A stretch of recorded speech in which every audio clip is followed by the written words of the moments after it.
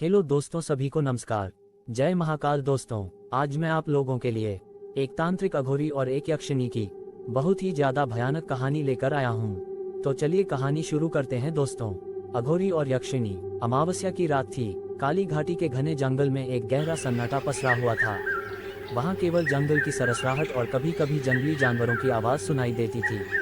इसी जंगल के बीच एक पुरानी टूटी फूटी झोपड़ी में एक अघोरी ध्यान में लीन था। उसका नाम था भैरवनाथ। वह अघोरी सिद्धियों के लिए अपनी साधना कर रहा था।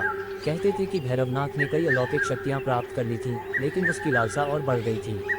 भैरवनाथ को एक दिन अपने गुरु से पता चला कि यदि कोई यक्षिणी को वश में कर ले तो उसे असीम शक्तियां प्राप्त हो सकती हैं। लेकिन ये कार्य बेहद खतरनाक था, क्योंकि यक्षिणी बेहद क्रूर और चालाक होती हैं। अगर साधक अपनी साधना में विफल हो जाए तो उसकी आत्मा यक्षिणी के लिए भोजन बन जाती है। भैरवनाथ ने खतरे को जानते हुए भी यक्षिणी को बुलाने का निर्णय लिया। उसने अपने मंत्रों और तंत्रों के सहारे एक विशेष यज्ञ किया। चारों तरफ काले धुएं का घेरा बनने लगा।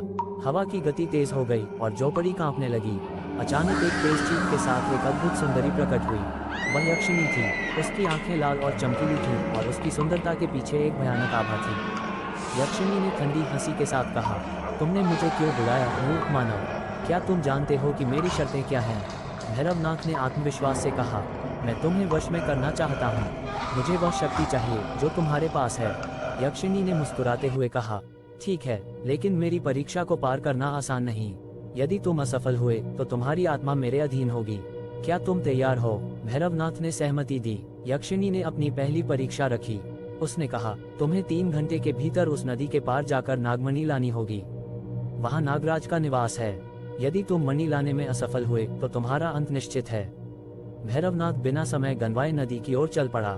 जैसे ही वह नदी पार कर रहा था, उसे नागराज का सामना करना पड़ा। नागराज ने आग बरसानी शुरू कर दी, लेकिन भैरवनाथ ने अपने मंत्रों और तंत्रों की शक्ति से उसे शांत किया और मणि लेकर लौटा। यक्षिणी ने मणि देखकर ठंडी मुस्कान के साथ कहा, तुमने मेरी पहली परीक्षा पार कर ली, लेकिन अभी असली परीक्षा बाकी है। दूसरी परीक्षा और भी खतरनाक थी। यक्षिणी ने कहा, तुम्हें मेरी असली पहचान देखनी होगी और भयभीत हुए बिना मुझे स्वीकार करना होगा। भैरवनाथ ने सहमति दी। यक्षिणी ने अचानक अपना रूप बदल लिया। उसकी सुंदरता गायब हो गई और वह एक भयानक रूप में बदल गई। उसकी आंखें खून जैसी लाल, उसके नुकीले दांत और उसके लंबे काले बाल जमीन तक फैल गए। उसकी हंसी इतनी डरावनी थी कि पेड़ भी कांपने लगे। भैरवनाथ का दिल दहला, लेकिन उसने अपनी साधना और आत्मविश्वास को बनाए रखा। उसने मंत्रों का जाप किया और अपनी नजरें यक्षिणी की ओर टिका दी। यक्षिणी ने देखा कि वह डरा नहीं, तो उसने अपना भयानक रूप समाप्त किया और फिर से सुंदर स्त्री का रूप धारण कर लिया। अब अंतिम परीक्षा का समय था। यक्षिणी ने कहा, यह मेरी अंतिम शर्त है। यदि तुम मुझे वश में करना चाहते हो तो तुम्हें अपने भीतर के सभी डर और लालच का त्याग करना होगा। अगर तुम्हारे मन में लालच बचा तो ये तुम्हारा अंत होगा। भैरवनाथ ने अपनी साधना के बल पर यह भी परीक्षा पार कर ली। यक्षिणी ने हार मान ली और कहा, तुमने मुझे जीत लिया, लेकिन याद रखना, अगर तुमने कभी अपनी शक्तियों का दुरुपयोग किया तो मैं लौटकर तुम्हें नष्ट कर दूंगी।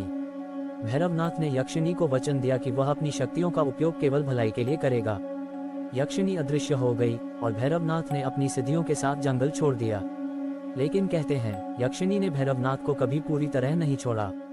जब भी वह किसी गलत रास्ते पर चलने की कोशिश करता, यक्षिणी की डरावनी परछाई उसे चेतावनी देने के लिए प्रकट हो जाती। ये कहानी इस बात का सबक है कि शक्ति पाने की लालसा कितनी भी हो, उसका दुरुपयोग विनाश ला सकता है। अघोरी और यक्षिणी, एक खतरनाक और रहस्यमयी कहानी। अमावस्या की काली रात थी। चारों ओर घना अंधेरा पसरा हुआ था और काली घाटी के जंगलों में केवल झींगुरों की आवाज गूंज रही थी। वहाँ एक खंडहर के पास आग की हल्की रोशनी में एक अघोरी बैठा था। उसका नाम भैरवनाथ था। उसका शरीर भस्म से ढका हुआ था और उसकी गहरी आंखों में एक विचित्र चमक थी। वह कई वर्षों से सिद्धियों की साधना कर रहा था, लेकिन अब वह एक आखिरी शक्ति प्राप्त करना चाहता था, यक्षिणी को वश में करने की शक्ति। भैरवनाथ के गुरु ने उसे चेतावनी दी थी, यक्षिणी को वश में करना आसान नहीं। वह सुंदरता और भय का मिश्रण है। उसकी चालों से बचना लगभग असंभव है। अगर तुम सावधान नहीं रहे तो वह तुम्हें मिटा देगी। लेकिन भैरवनाथ पर शक्ति पाने का नशा चढ़ चुका था। उसने सभी चेतावनियों को नजरअंदाज कर दिया और यक्षिणी को बुलाने के लिए साधना शुरू कर दी। उसने एक विशेष यंत्र और तंत्र मंत्र का उपयोग किया। यक्षिणी का आह्वान। साधना के तीसरे दिन आधी रात के समय अचानक झोपड़ी के अंदर एक भयानक आंधी चलने लगी।